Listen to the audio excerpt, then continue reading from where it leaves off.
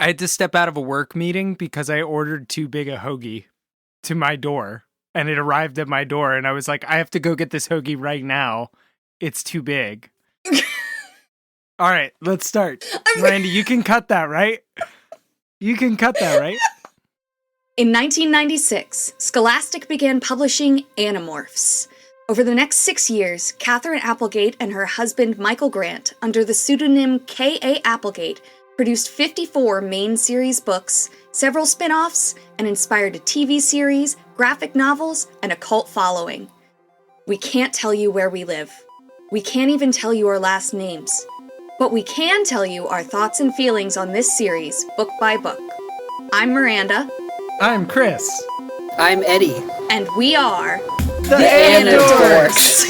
Yay! Yeah!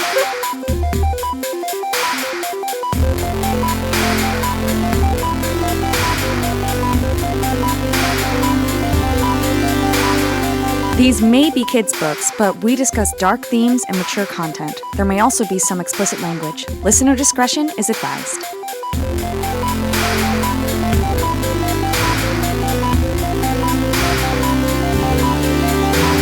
So we left off with Tom as a controller. Yeah, and Marco getting punched in the face by Jake. That's right. Jake solves violence with violence. Always. Well- Swung my fist.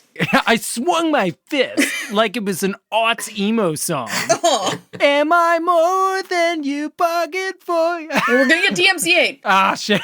I'm going over the notes, and some of these, this was probably my fault, but some of them don't have great context. It just is two tiny shriveled arms protruded from the front of his chest with fingers like a baby's. Oh, that's the reverse morph. It's this scene. Yup. It's the first time. Okay. All right. Let's back up. All right. All right. Light a candle. Jesus. As we talk about those tiny shriveled arms. Let's first talk about Jake's arms flying towards Marco's face. Excellent. Yeah. Right. So, Marco's like, Tom's a controller. And Jake's like, the only thing that will solve this is violence. You need to stop. And yes. Jake's is a feelings first person. Yes. There's a noise at the window, and they go, and there's a bird at the window. And they're like, why is... And like a big bird, like a hawk. And he's like... Big Bird? Like Big Bird. My dreams are coming true. And he just comes and he's just tapping at the window. Was it like someone beating on it very softly? He said. Ew. Oh, I didn't go there. Why do you always go there, Creed? You can cut it. You can cut it. You can control where we go. I'm just trying to give you options. Jesus. So they get a thought message from Tobias that's like, "Excuse me, let me in. I can't stay here forever." And this is when we see Tobias's famous red-tailed hawk morph for the very first time. But how do you know it's a red-tailed hawk? He tells them. They're like, "Are you an eagle?" And he's like, "I'm a red-tailed hawk." Actually. He throws in a classic Tobias actually at the end. Yeah. It's how so many third graders learned that red-tailed hawks were even a type of bird. I'm a red-tailed hawk, actually. I like that they've gotten this thought message, and still Marco is like, "Is that you, Tobias?" Yeah. Yeah, Marco, like, for being very smart, is, like, keeping up the shtick of not believing in morphing pretty hard. Yeah. Well, also, he's like for a second there, that bird really sounded like Tobias. Well, yeah, do thought messages come through with a voice? Good question. I think so. know. I think so. There's never any confusion about No, who when is. they're all That's morphed true. and stuff, it's fine. So, Yeah. like, I don't know. Yeah, it's like group chat. It Yeah. is like group chat. But yeah, so then we get him morphing back, and that's when we get the beautiful, beautiful descriptions. Of shriveled arms. Tobias was a Shriveled lump. arms like a baby's. This is also the first time that somebody gets is the word chastised for the 2-hour time limit. Yeah, this is our first big Like- warning on the 2-hour time limit. This is Chekhov's 2-hour time. Well, it's actually the second time we mentioned the 2-hour time limit. Chekhov's steward. Oh, this isn't there's so much good stuff in here. A lump, half pink, half Yeah. brown. Oh, God, yeah. I also really love that, like, he apologizes for not having figured out changing with clothes yet, which I just think is really funny. He's like, oh, God, I really have to learn how to change with clothes like Cassie. And it's like, Tobias, nobody was going to bring it up. He did it on purpose. Yeah. Oh, isn't that weird, guys? God, I'm so sorry. He said sheepishly. This is the thermals. He was riding the thermals. Yeah, we got to talk about the thermals. Yeah. Warm This air. is where Eddie learned what thermals were. Yeah. This is where everybody learned what thermals were, including me, who read this book for the first time 4 months ago. No. That's where the warm air is rising up from the ground. It forms this cushion under your wings. You can just float up there, like a mile up. You just surf the thermals. You guys got to do it. It is the best thing ever. Surfing the thermals. Yeah. Hang 10 in the thermal. They will bring this up like every book after this, I think. Absolutely. Yeah. So this is one of the first times we talk about how, like, you're morphing from the DNA, so it doesn't matter if there's an injury. Because Marco's like, how'd you morph into a flying hawk from an injured hawk? Because he found this hawk at Cassie's... Oh, good point. Good catch. It reminds me of Wild Shape in D&D. I think if you do Wild Shape as a druid and you lose all your hit points, you just turn back into a druid with whatever hit points you had. Yeah. Oh, and I had that backwards, Which is really actually. sad. Jake. Because if you think about it... Sorry, I'm just going to finish this thought. If you think about it, like, a dying high-level druid would probably, just to stay alive longer, go through all their forms, but die, like, every single hit. Yeah. So it'd just be like they're getting hit with a hammer, and now they're a toad. Now they're a newt. Now they're a hawk. Now they're an elephant. Now they're... It's like, gotta be really sad. Yeah, I had that backwards. It was actually Jake who was confused about how you fly if you morphed from an injured hawk. And Marco's like, Jake, do you pay any attention in biology? DNA doesn't have anything to do with being hurt. He's like... Oh, whatever. You didn't even know Tobias was a hawk a second ago. There must be a point where the injuries... Like, they planted this seed about the injuries, and they must use that in some way. Like, they must get injured. I think I know a not too distant one that they do. Yeah? Is Whoa. the lizard tail. Oh, yeah. Oh, yeah. right. So it's... Because Jake loses his tail when he morphs Yeah, back. we need to know that, like, he's not gonna morph back without a tail. Yeah. Without a tail. Wait, why are you saying that like that? Why are you saying that funny like that? No reason. Because Jake famously has a tail. Yeah. Tobias goes on his whole, like, birds are amazing. We should be letting them fly everywhere. Cages are evil. Which will come up Birds again. are the best. Free the birds. Tobias is having, like, his full PETA awareness moment. And, like, but specifically birds. Like, Tobias is like, birds are the best. I was a cat. That was cool and all. Mm-hmm. But, like, being a hawk, tops. Tippy toppers. He's all in already. And then everybody's like, oh, yeah, Tobias's home life really sucks. This kind of makes sense. They do immediately start psychoanalyzing him, which I kind of feel bad about, because it can't just be like, oh, Tobias likes hawks and has a rough life. It's like, it's because of his rough life that he likes hawks and heights. Yeah. Oh my god. It was at this moment that Tobias realized he'd be happier as a bird. Yeah, I just realized that's like foreshadowing that Jake says, I hadn't ever seen Tobias so happy. I mean, Tobias has a pretty lousy home life. Thinking about it, I suddenly had this feeling. I repeated the warning. No more than 2 hours in any more. Yeah. I forgot how heavily underlined that was. Oh yeah, and oh man. Yeah. They drop some wasses too. Like in the beginning of the book, they say there's like a couple mentions of Tobias where they're like, Tobias was something. So I swear to God, it's somewhere in the beginning. No, he does. Right as he's introducing him, he's like, Tobias was, well, I guess he is kind of a weird guy. Yeah. Yeah. And then he's like, oh yeah, I was looking for Yeerk pools. And they're my God. This exposition dump. I forgot about this. What's this a is Yeerk so good. pool? About Kandrona rays. Yeah, Kandrona rays. Kandrona rays! Kandrona rays. So a Yeerk pool appears to be an important place where Yeerks need to go when in a foreign environment to soak up their nutritious Kandrona rays, which give them sustenance and power to do evil Yeerk shit. And they're like, Tobias, how How the hell do you know that? Yeah. Marco and Jake are like, where the fuck you getting this? And he's like, he gave me like visions. Visions. Yeah, the Andalite Prince gave me like a little bit of a sneak peek, sort of like a VH1 behind the scenes sort of thing. Like, He's like, you ever play Mass Effect? You touch the beacon? It's kind of like that. It's kind of like that. He's like, that very famous game that is not out yet.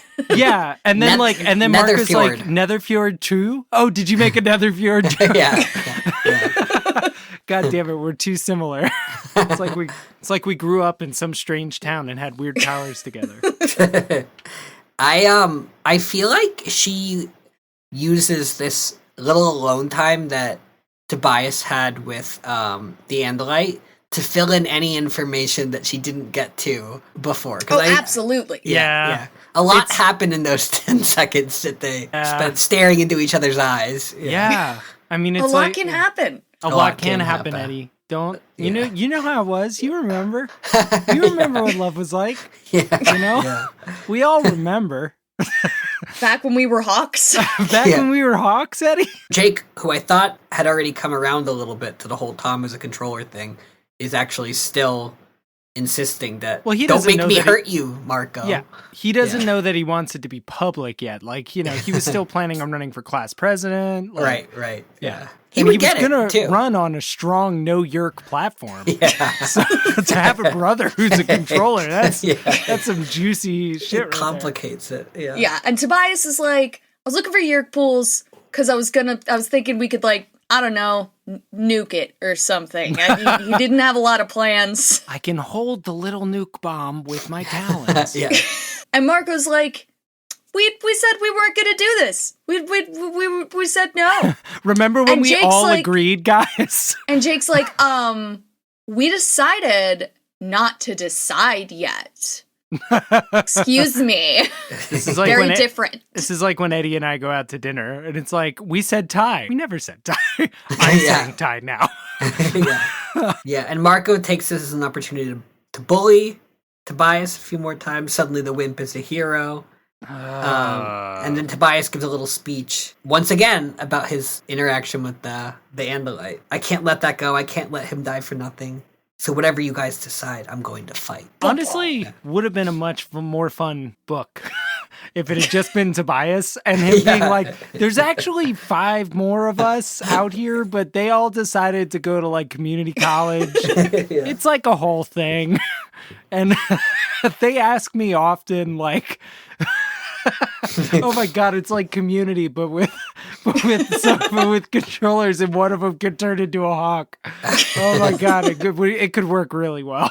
He really does want to blow up the kandrona pool. Yeah, he says it again. Yeah, he's like, we're gonna blow it up. Kandrona is right. Yeah, yeah. We're gonna, and when we do, we'll blow it up and kill every one of those evil slugs. But they've decided it's not the time to fight about it. Instead, they think maybe, Tom invited us to the sharing. That weird cop invited us to the sharing. Maybe this sharing. Maybe there's something to it. Yeah. Yeah. And then Marco's like, oh, you're scared to go to this meeting.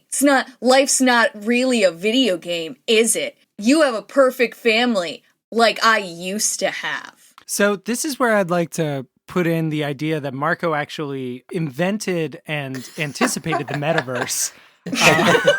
And you can read all about this at my website, marcoinventedthemetaverse.org.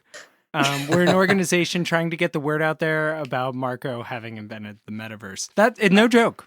That's all true. This is a moment where they realize, Marco's not trying to be a jerk. He's trying to be a Yeerk destroyer. Wait, apologist? Recenter the thought. I threw us off by making too many. Yeah, so what's the thread? I'm sorry. I just wanted to talk about Marco and the metaverse, and now we're all out of order. We'll plug you guys your usually website ignore me. Usually I'm like, like Eddie's trying to see if the domain name's taken on Namecheap. He's like, calling my bluff. Marco's like, I've actually got something to lose, all right? So, like, we're just kids. We can just not do this. We don't have to do this at all. Mm-hmm. We can let other people do it. And Jake is like, you know what? No. Tobias, he sold me on this. Yeah. And it's not just for fun. You know, we need to use these powers he gave us to fight. And so they end up agreeing pretty quickly after that to go to the bonfire, right? Yeah. Yeah. And now we're gonna. Marco's like, we're just gonna check it out. But they're like, you know what? No, we're gonna do this. And Tom's like, oh yeah, it's a great meeting. We're gonna play night volleyball. You can't see shit. It's great. Yeah, what is night volleyball? Like, night volleyball sounds like a hot mess. You know, I just really love that he brought it up. Did he? I Call never it night? caught that. He called it night volleyball. He What called the it hell night is that? volleyball. Yeah. Which What a psychopath! I wonder every time if this is a bonfires are a West Coast thing, because I've never done the whole bonfire thing. I feel like in the beach bonfire. No, yeah, not on the beach. Oh, I don't know. No, there's like down in if you go to certain beaches like the Outer Banks, you can have a bonfire. It's like a whole thing. Yeah, you can just, and if you go out at night, you'll see lots of people having bonfires up and down the beach. That's cool. Yeah. Maybe it just says something about me and Miranda. We spend our You time can't do doing it. You can't do it at like you know, like, I don't know, what's a beach? You know, you can't Ocean do it. City is what I was thinking of. You where can't it's do like, it at it's a real beach narrow, resort thing. Yeah. and like there's so many people. So but we also think- just like we don't live near the beach. Yeah. So Yeah. so like Or bonfires do took place in we? backyard. Or Ooh. do we? We live in a state just like any other. I think our current theory for where these books take place is Outer Banks, because you said that, Chris. Yes. Oh. Okay. Yes, Yeah. that is our hot lead. It takes place in the Outer Banks. I don't recall there being a world-class zoo there. I feel like Jake does not sell bonfires well, though, because when he arrives, he says, "Ahead, the bonfire burned bright on the dark beach. People were all around it, playing, talking, eating, kids from school, adults, people I didn't know, others I did." And it doesn't sound exciting. Yeah, I guess like I skipped that whole description in my head and just imagined like a party scene from a Fast and Furious movie. Yeah.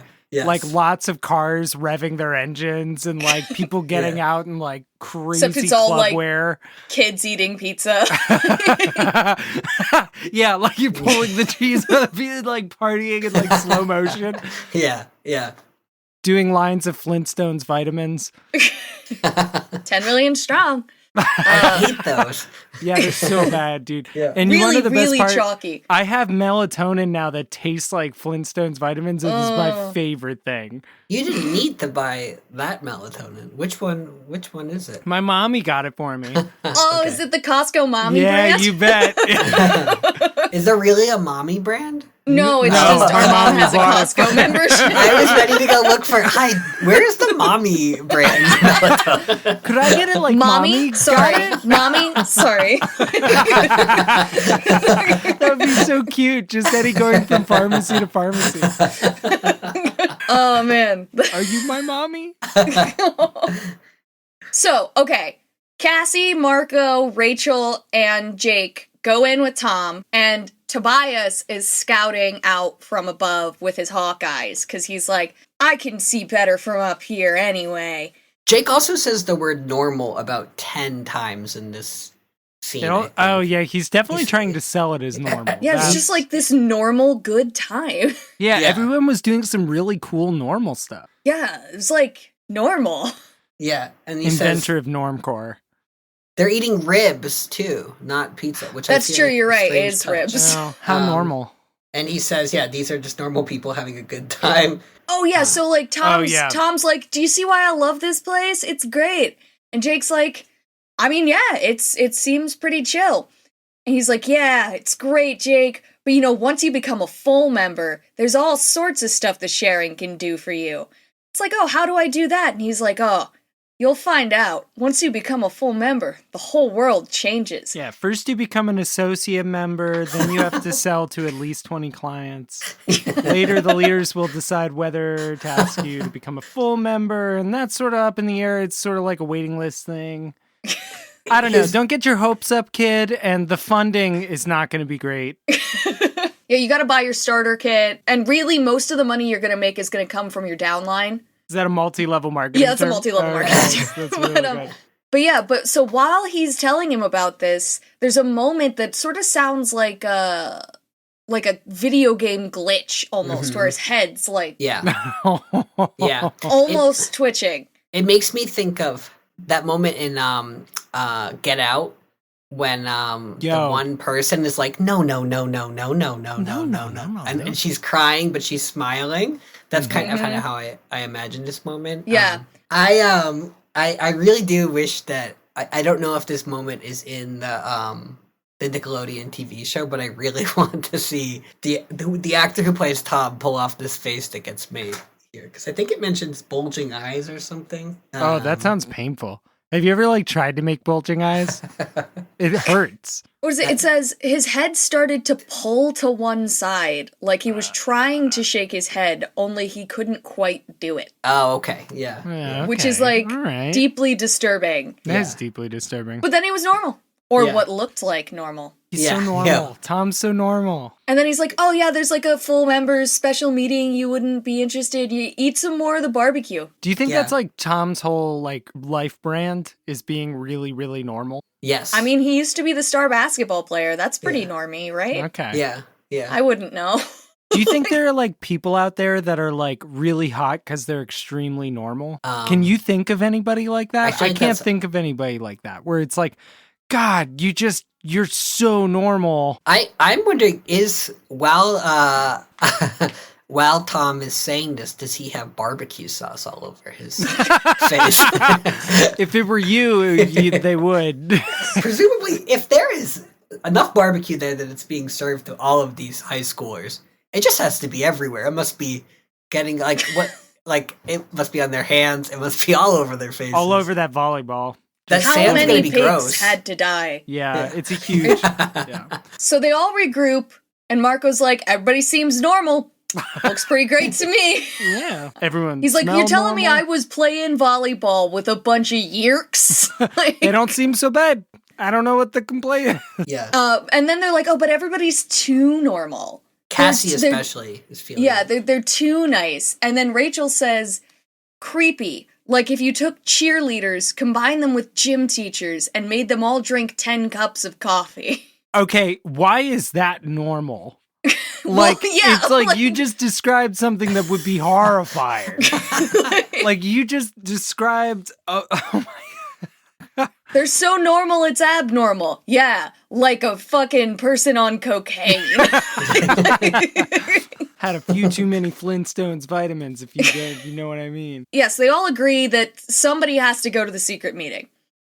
And Jake's like, nobody's gonna know if I'm a dog. Nobody's gonna think anything about just some dog. This irritated me so much because, Tom's at this meeting. And it's their family dog. Yeah, he says that. He's like, I have to be careful not to get too close to Tom. I was so mad. It's our dog. I was like, oh, bud, you couldn't just pet another dog on the way into the party.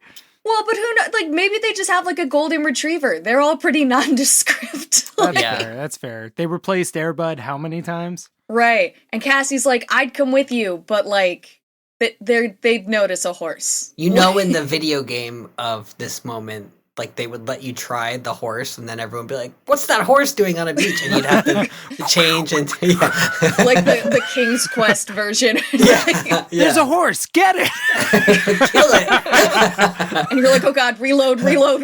Goodbye, horse. Tobias comes down. He's like, hey, why'd you make me come down here? I prefer to be flying. Yeah. A hawk on a dog's back is going to look real weird. And they're like, do you know where the full members went? And he's like, oh yeah. With these eyes of mine, I could see all them plump, juicy mice. And everybody's like, nobody asked about that. Thanks Slow for sharing. your roll, dude. Do you know where the full members are? And Jake takes a dig at him and says, what's next? Roadkill? Which just felt like... kind of and then he's not sure if Jake is so judgmental. Yeah. He's not sure if Tobias is offended or if it would be worse if Tobias wasn't offended. Yeah, still judging. Jake is cringe-worthy. Oh, and Jake, of course, still is not wearing Lycra. So Rachel says, God Marco damn it, has your Jake, put clothes some in a clothes bag. on. Rachel and Cassie will turn away while you morph. Oh, right, Who 'cause he's says like, that? Tobias. Who says that? I think Jake says it to Tobias because he's like, you have to come out of your hawk morph now. Oh, I see. Oh. Yeah. I was like, is Jake saying this to himself? And then Tobias says, no, I want all of you to watch. And if only Jake hadn't been such a prude, Tobias wouldn't be stuck in hawk form right now. Yeah. But yeah, and then he says, I hate changing back. It's like going back into a prison or something. I hate it when I don't have wings. Dude, I feel that. And then Jake is like, I have to think about becoming a dog. It's a real quick switch. We're focused on Tobias being like, I feel so much freer with wings. And then Jake's like, I have to focus on being my dog. Yeah. No red flags go up for anyone at that moment when Tobias says that. Yeah, no, he's clearly much happier as a hawk. And they're like, okay, Jake, don't get distracted. Don't chase random animals. Focus, go to this meeting, get the information. And he's like, got it. And he's like, don't worry, Cassie. And she's like, but I do worry. And I always worry. I'm your mother. And then he nuzzles her hand with his cold nose. Really? And Yep. Oh, God, dude. So and she weird. pats his head. Ah. This is the only, I don't know if they just thought it was like more PG to show most of the physical affection happen when one of them is an animal. I think that definitely was it. I mean, it's definitely allowed It's them. like really weird. Like they're not hugging or anything, but they will, like nuzzle your nose. Like the boys are all like man up every other chapter, and then like one of them turns into a dog, and they're like, let me pet it, let me pet it. Yeah. I think we also get a moment around here where Tobias lands on Rachel's. Yo, Yeah, which is a big deal going forward because, like, in the second book, they have a big dynamic going back and forth. Mm-hmm. Yeah. Yeah. They're definitely setting up. I mean, we've got, Jake nuzzling Cassie's hand, which is like a big thing going forward, and then like Rachel like scritching Tobias's feathers. Yeah. We get a bunch about Jake being a dog and how that feels confusing because he wants to run around. He starts by creeping closer to the meeting, and then he starts playing. Oh, I love that bit. Where he talks about how he shouldn't be stealthy because he's just a dumb dog. Yeah. It's like it would look a lot weirder if I was like trying to sneak up on them as a dog. Yeah. Yeah. So his tongue lolls out of his mouth. Yeah. And then he finally, at this moment, worries about Tom recognizing Homer. The only thing I had to be careful of was not to let Tom see me too clearly. After all, I looked exactly like Homer. Basically, I was Homer. A little late to be worried. And then he talks about anybody else in the group, and it would have been fine. He talks about how he can't see super well as a dog in the dim light, but he can hear so well that it barely even matters. And he just has this great thing where it's like, he's like, yeah, sounds I wouldn't have even noticed. He says, we're as loud as a stereo set on 9. Is that the top setting of the stereo? No, I think it's usually 10, because famously in that one movie, they joke about it being 11. Right, so I thought 9 specifically was a very... Well, that's what he says to his mom when he gets yelled at for his stereo being too loud. He's like, Mom, it's on 9! It's on 9! It's on 9, Mom! We get to the meeting. We hear Tom. This is this is a huge moment. So item... Okay, so we find out that the assistant principal is a controller, right? He's like important. Yes. He's like, they're all like waiting for him to show up because he's going to give them like the lowdown. He's going to tell them what's up. Yeah. And then like he gets there and he's like, all right, item 1 on the agenda, which I just love the formality. Item 1? He has a any old business? Any new business? Yes, I have a proposal. I have an item for business. What were you going to say, Ed? He asked about the brats at the construction site. Yeah, which is how adults speak. And not yet found the brats. Does anyone have any clues? I want them found. Visser 3 wants them found. Anybody have any clues? We're an invading alien race. Has anybody seen that blue dog? She seems to be this culture's genius detective. We're gonna wait, what is that a reference to? The Blue Dog? Blue's Clues. Blue's Clues. God damn it. That was so long ago. I was too busy thinking about Steve. I forgot about Blue. I think this is Eddie's note, perhaps, in our agenda that says, "Why do I picture Chapman as Snake from Degrassi?" Yeah. And I I really like that. I'll tell you why. I'll tell you why. Tell me why. Ain't nothing but a heartache. This is now just a 90s nostalgia. DMCA. Yeah, we're just gonna get. Am I more? I wonder if we can get canceled for those 3 notes. Like, his name is Snake, isn't it? Yeah. No, I don't think that's his real name. Yeah. I think that's like his nickname. Was his wife. Yeah. Snake and Spike. Snake and But Spike. I don't think that's his real name. I don't remember what it is though. But Emma calls him something Snake. Like when he's at school. It's like nobody calls him Principal Snake. Like when he becomes the principal. Yeah. I really feel like that she probably wanted to have, like, my assistant principal was a controller is such an end of chapter line in this book. But then she ends up going with Tom instead because there were too many important things happening at one time. So instead we can either make him ours, talking about Jake, or kill him. And I think obviously this is the moment when Jake finally accepts that his brother is a controller. Yeah. You're right though. My assistant principal was a controller is like a really big, like, don't tell mom the babysitter's dead kind of line. Yeah. Yeah, and it would also be the beginning of the next chapter too. Instead, the beginning of the next chapter is also either make him ours or kill him. So she goes back to her repeating, some slimy, snotty slug from another planet was in his brain controlling him. I don't think that's how I would relay that information back to myself. Yeah. I also, I like when they say, when Tom is saying, you know, like, I brought them here so we could either make them ours or kill them. He says, it might be the one who's my brother. I really like that. Yeah. And I think that's a thread that carries through at least to the next book when we hear Chapman talking about his daughter. Yeah. It's like the one who is my daughter really cares about this cat. Like, yeah.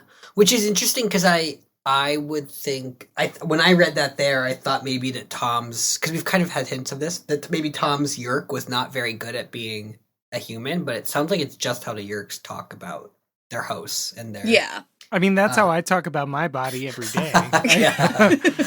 I mean, I'm like, you know, I'm a controller and this is my host body. And then I refer to everyone around me as the one who is my... Yeah. That could be a great Animorphs, it could be a great Animorphs sitcom, like a Yeerk who decides that they like being a human better than, so they're just trying to like get by in their family. I like the title "The One Who Is My Mother" because there was How I Met Your Mother, so it could be like loosely. That's good. I was that. thinking the one who is my brother, the one who is my brother, and me. Oh, that's a good podcast spinoff.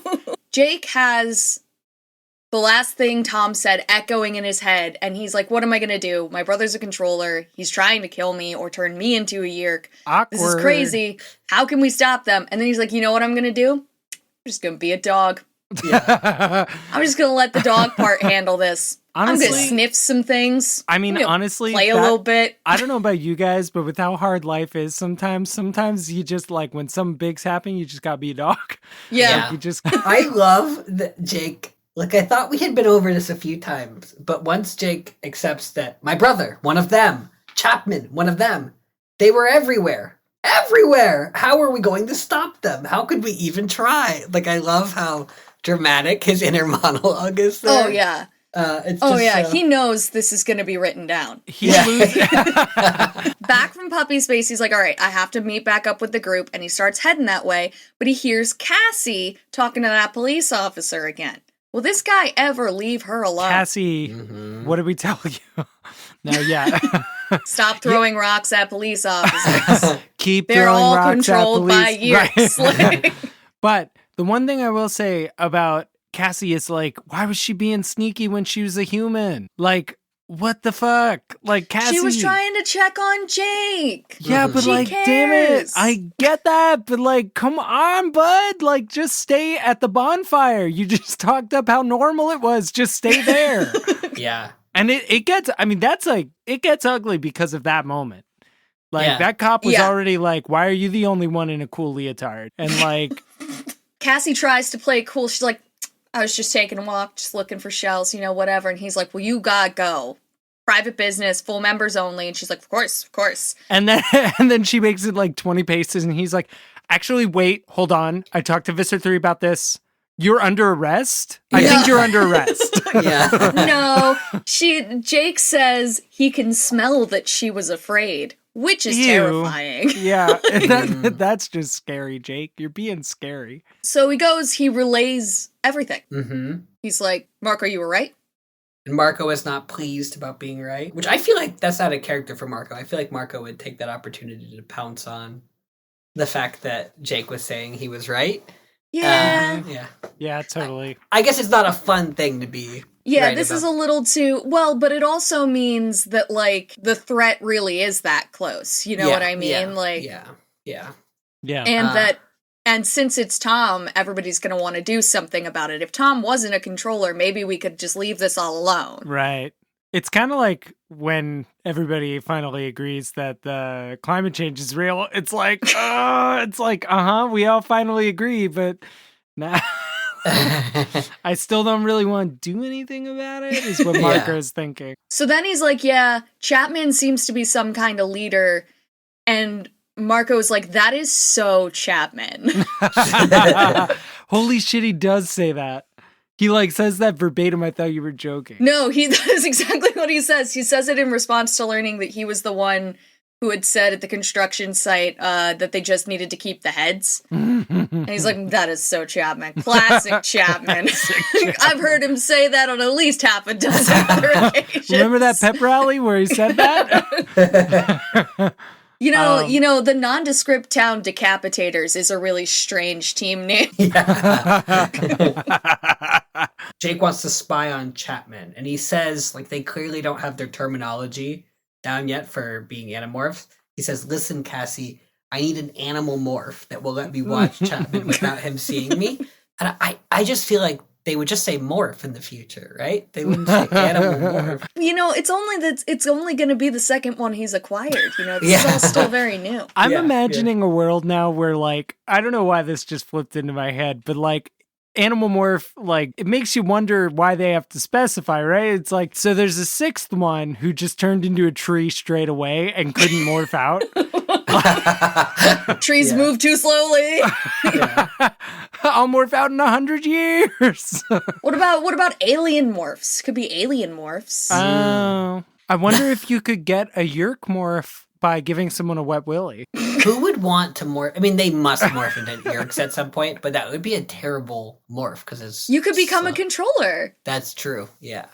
Someone must get tempted with that. Which is somehow like less useful than being able to just turn into the creature. So he wants a small morph. He wants a small animal morph to spy on Chapman, and he has to listen to Cassie list every single animal at the rescue before. She has to justify. She's trying to let us know still why she has all of these animals at her disposal anyway. So she mentions how they're injured too. We have a lot of injured birds. I swear I didn't break their legs, so they. As a wolf, I hit with a stick. And so they decide on a lizard. Mm-hmm. And then we get another one of those really great, like, dramatic sentences where he doesn't say what he did until the dramatic lead is, I did it Monday morning. Mm-hmm. And then I turned into a lizard. Yeah. This is this is one of the chapters that really stuck in my mind when I was a kid, Jake turning into a lizard. And I never thought about this before, but I just don't understand why he has to morph in his locker. So that nobody can see him. But there's bathroom stalls. He crawls entirely into his locker.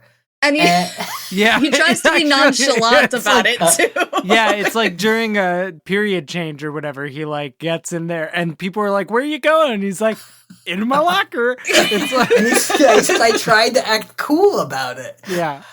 I don't know, maybe because his clothes would be left there. Is he gonna morph back in the locker? I guess he so. Must. But how you can't unlock a locker from the inside, can you? The padlock's on the outside. He doesn't have to. He doesn't have to. He goes back in as a lizard. He climbs out through the slats. Yeah, but if he climbs back in as a lizard and it's locked, and he unmorphs, Well, into how would his you clothes, lock it from the out? Does it automatically lock when you close it? That's how the ones I swear we had worked. No, they auto-locked. Not because if you have the removable lock on it, which we definitely... Oh, so he just puts the padlock in his but pocket. Then the padlock missing is going to be more suspicious. I don't know. Are you really, like, as a security monitor at a school, are you really walking through, checking all the lockers for their padlocks, opening them up and going, some kid must have morphed in here? Fair enough. But I still think standing on a toilet would have been a better way to hide through the Then his clothes would have gotten wet. I don't know, man. You stand Toilets at schools don't have lids. Well, but you can get naked in the stall and fold them nicely on the back of the... I guess there is no That's back. True. I also just thought about how awful it would be if, like, when you're in the lizard morph, you could easily get stepped on. And I know that happens in this. But if the rest of them would just be like, oh, there was a dead lizard in the... And then suddenly 5 kids started crying. It's a risky thing being a small creature in a high school. Yeah, for sure. Yeah. He should have gone with a really big creature and walked in through the front door. Nobody will think anything of this moose. I wish... I'm just a moose. Go about your business. The books could have been much more entertaining if it was just constantly Cassie being a horse in unlikely places. I like the moose idea. I'm sold on the moose idea. I just think or a giant chicken, something like that.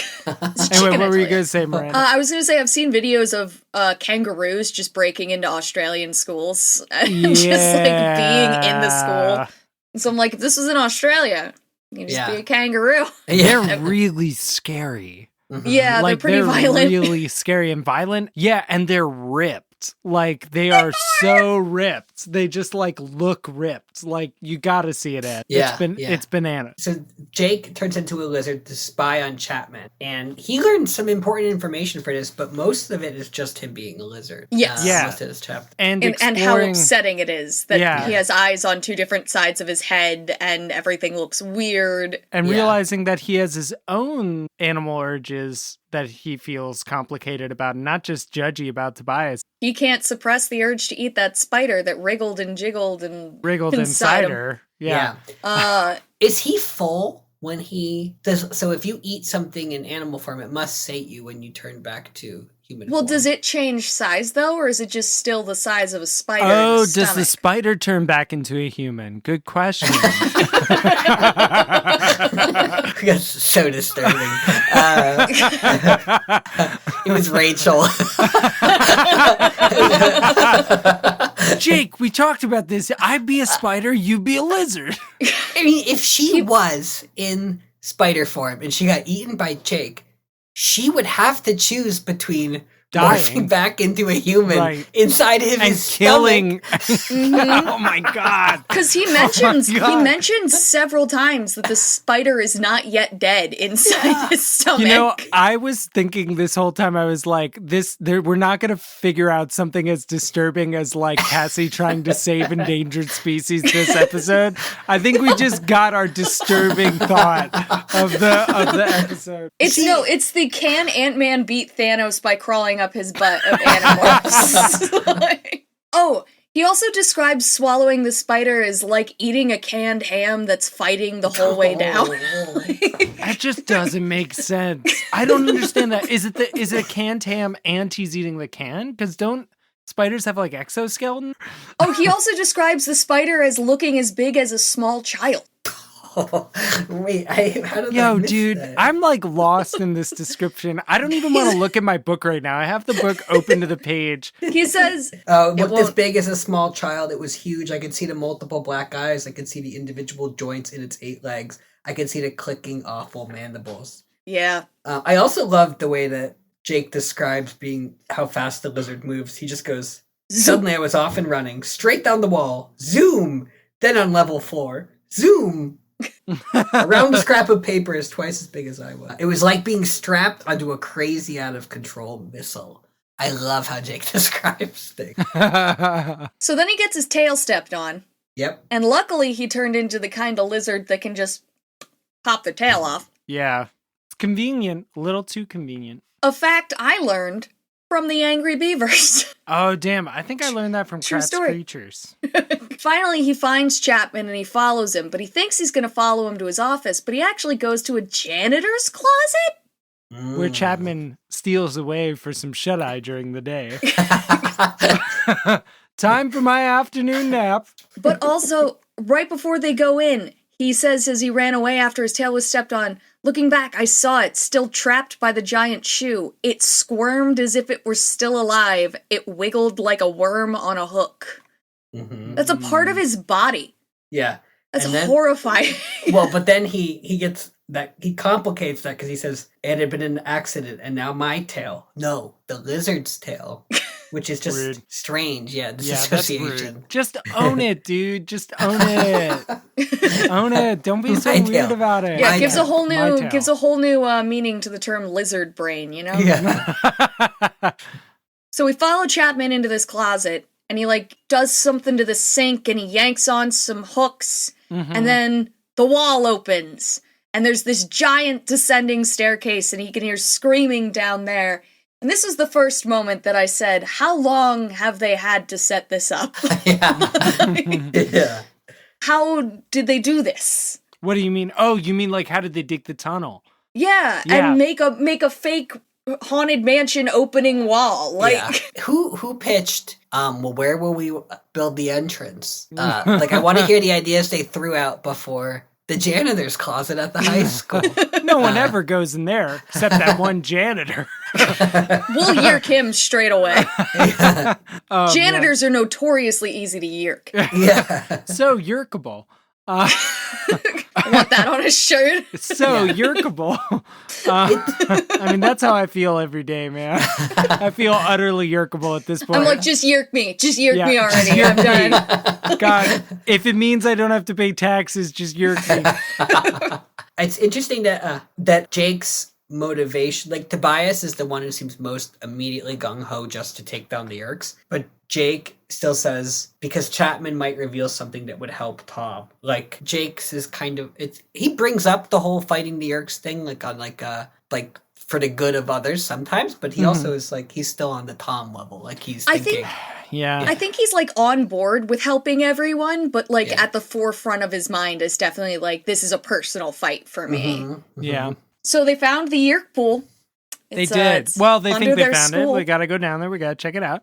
Oh, what I wanted to say, though, about the entrance thing is, do you think he brought it up at PTA meetings? Yeah. Do you think he was I propose that all the money from the bake sale go to digging a hole you're never going to guess where. Now, I've heard some parents saying they've heard some odd screams while they were in the school at night planning fundraisers. To which I assure you, why are they in there? I want to assure you that if you'll follow me into the janitor's closet, everything will be explained. And then all of them say, I had concerns initially about the screaming from the janitor's closet, but after going in there, it was all explained. Have you been then to the sharing? There should have just been some line where everyone says the high school or the middle school or whatever it is haunted. It would seem like the kind of thing that they would be kids would have some sense that something was up and there would be some kind of urban legend. Yeah. I love that what Jake hears is the scream that he hears it was a scream of fear and despair, a human voice crying out in the darkness of that horrible place. No, the voice moaned. No, let's just hold on. Repeated, let's just take that. Let's just take that again. Let's take that again. It was a scream of joy and delight, a human voice crying out in pure pleasure from a wonderful place. Yes, yes. The voice. All right, moaned. calm down, Chapman. That's how he covers at the PTA meetings. It wasn't saying no. It was saying yes. They were saying no. I love that. They were saying no way. You got a 4K TV. It's the 90s. 4K back projection. Jake is so confident that he knows exactly what's causing that that Sounds moan like too. a Yeerk pool down there. Yeah, he said, I knew what that scream meant. I knew what was happening. Somewhere down there, a human being was feeling the Yeerk slug slither inside its brain. There could be all kinds of things happening now. Damn, dude, that's just an itch you can't scratch, too. That's just, it's in there, you know? I'd only known about Yeerk pools for a day and a half, but already I was an expert at what they sounded like. And then Jake is, of course, very dramatic when he delivers the news to his friends. Screams, I said. Human screams. Oh, hold on. Damn it, I have a joke to make.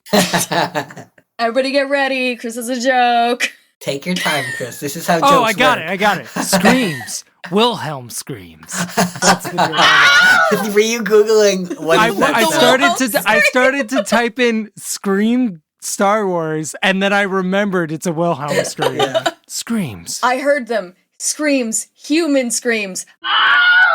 Yeah. Yeah, she probably wrote a few different versions of the screams. Yarg! Yeah, so he's telling him what's happening. And he's like, we gotta do something. And Marco's like, then it'll be us screaming.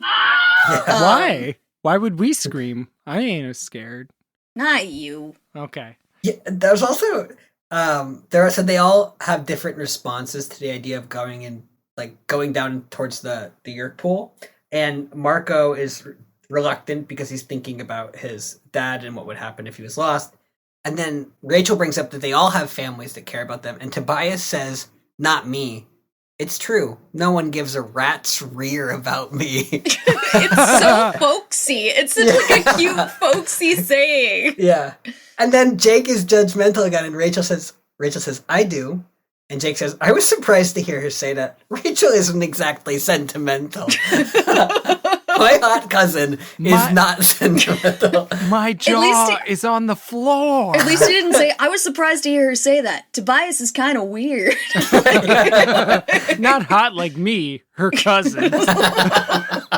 The much more obvious choice. Yeah. We have so much in common. You're my best friend, you jerk. Sorry, that's what Marco, when he finally gives in, that's what he says. You're my best friend, you jerk. Like, I'm gonna let you face all this alone. This is after everybody's like, we're gonna fight. Mm-hmm. And Marco's like, I don't want to do it. And Jake's like, look, Marco, you don't have to. And he goes, oh, shut up. And then Cassie then goes in an entirely different direction, talking about animal spirits and people believing that so she says, back in the old days, they all believed animals had spirits and they would call in those spirits to protect them from evil. Which I feel like is kind of setting up Marco with his when he introduces Animorphs, right? Yeah, no, she's definitely right, but also like, we're talking about Yeerks, Cassie. Yeah. This isn't the time for all your hippie mumbo jumbo, which is basically exactly what Marco says, because he ends up saying, let's all buy Birkenstocks and go hug some trees. Which I totally agree with. Like, that sounds like a great joke. Marco throws out Animorphs as a name, and I feel like every time I read this book, I should be looking for the moment when Marco comes up with it, because I feel like it wasn't at this moment. It was days before. Like, we need another animal morph, and then there's a sentence that's like, Marco snapped his fingers and made a big smile. I'll tell you later. I'm working on it. Thanks for listening to Anidorks. We'll be back soon with lots more to say. Until the Andalites return, or at least until next time. See you soon!